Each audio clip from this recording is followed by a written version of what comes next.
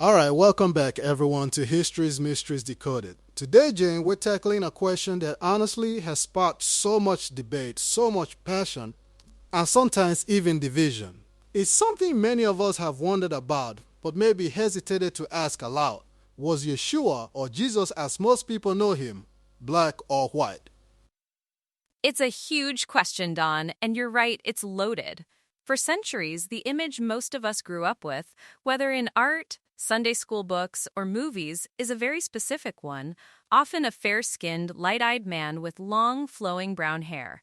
But how accurate is that, really, when we look at history? Exactly.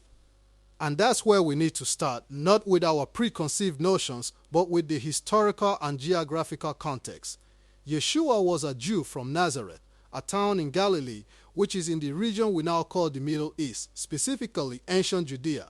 That alone should tell us something, shouldn't it? Absolutely. When we talk about people from that region in that time period, what kind of general characteristics are we looking at? We're talking about Semitic people, right? People whose features would typically include olive or darker skin tones, dark hair, and dark eyes. Not exactly the blonde-haired, blue-eyed image often portrayed. Precisely. If you look at people from modern-day Israel, Palestine, Lebanon, Syria, that general Levant region, they have a range of complexions, but predominantly, they're not what most Westerners would define as white in the racial sense. They're Middle Eastern, and Yeshua would have blended in perfectly with the local population there. It's fascinating because the Bible itself, which is our primary source for Yeshua's life and teachings, is actually silent on his physical appearance. It gives us no detailed descriptions of his height, hair color, eye color, or skin tone. And that's pretty telling, isn't it? But it really is. The absence of description is almost as significant as a detailed one. It suggests that his physical appearance wasn't considered important to the writers of the Gospels. Their focus was entirely on his message, his actions, and his identity as the Son of God, not on his racial makeup. Right, think about it. If he had stood out significantly, say if he was exceptionally tall or unusually fair-skinned compared to everyone else in Judea, you'd think someone would have mentioned it, but he was able to move through crowds, teach in synagogues, and wasn't immediately identifiable as different from the typical Jewish person of that era. There's even that intriguing passage in Matthew where Judas had to identify Yeshua with a kiss. If Yeshua had a distinct, unique appearance, particularly if he was radically different from his disciples, why would Judas need to point him out? It suggests he looked, for all intents and purposes, like any other man among his followers. That's a very good point. It implies a certain degree of anonymity, or at the very least, a typical appearance for someone from his region. So if the historical and biblical evidence points away from the white Jesus' image, where did that image come from, Don? That's where art history and cultural appropriation come into play. As Christianity spread out of the Middle East and into Europe, particularly after the Roman Empire adopted it, artists began to depict Yeshua in a way that resonated with their own cultural identity. It started very early, even in Byzantine art, but really took off in the Renaissance. So basically, European artists in the 14th, 15th, 16th centuries started painting Jesus to look like themselves and the people around them. And because European culture eventually dominated much of the world through colonialism, that image became the pervasive one. Exactly. You see Yeshua depicted as Chinese in China, as Indian in India, as African in Africa. It's a natural human tendency to make religious figures relatable to one's own culture.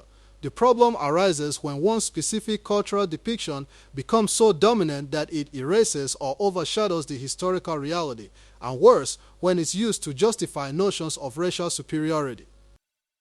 And that's where the conversation gets really sensitive and important. For many people of color, particularly in Western societies, the pervasive image of a white Jesus has been deeply alienating. It can implicitly or explicitly send messages about who is holy or who is favored by God. Absolutely. If you're a black child in America growing up seeing all images of divine figures, including Yeshua as white, it can subtly erode your sense of worth or belonging within that spiritual tradition.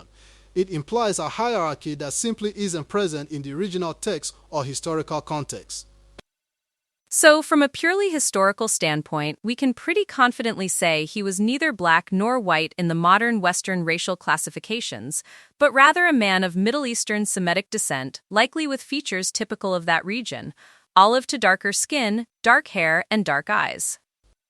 That's the most accurate way to frame it, Jane, and honestly, it's crucial for understanding not just history, but also the universal message of Yeshua. His teachings were for all people, regardless of race or background. To confine him to one specific modern racial category feels limiting somehow. It is limiting, and it also misses the point, doesn't it? If the Gospels didn't bother to describe his appearance, it's because his external form wasn't the essence of who he was or what he came to do.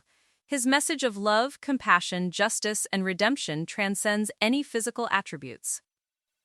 I often think about how this discussion, while challenging, is actually a great way to deepen our faith regardless of what that faith is. It forces us to look beyond superficial depictions and into the core of what's being communicated. It challenges us to decolonize our perception of history and spirituality.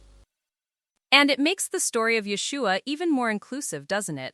Realizing he was a man of color from a marginalized region, speaking truth to power in a world dominated by empires, it adds so much richness and relevance to his story for people worldwide, especially those who are marginalized today. Absolutely. It reminds us that divine wisdom and spiritual leadership can emerge from any background, any culture, any race, and it pushes back against the idea that one specific group has a monopoly on truth or righteousness. So, in conclusion, while we can't definitively say black or white in modern terms, we can say with strong historical confidence that Yeshua was a Jew from the Middle East, a man of color with features typical of that region, and perhaps more importantly, his message is for everyone, regardless of their own skin color. Well said, Jane. It's about recognizing the historical truth and then moving beyond it to grasp the universal spiritual truths. Thank you for shedding light on such a complex and vital topic today, and thank you all for listening. We hope this conversation has given you something to ponder. We'll catch you next time on History's Mysteries Decoded. Thanks, Don. And remember, keep asking those big questions. That's how we all learn and grow.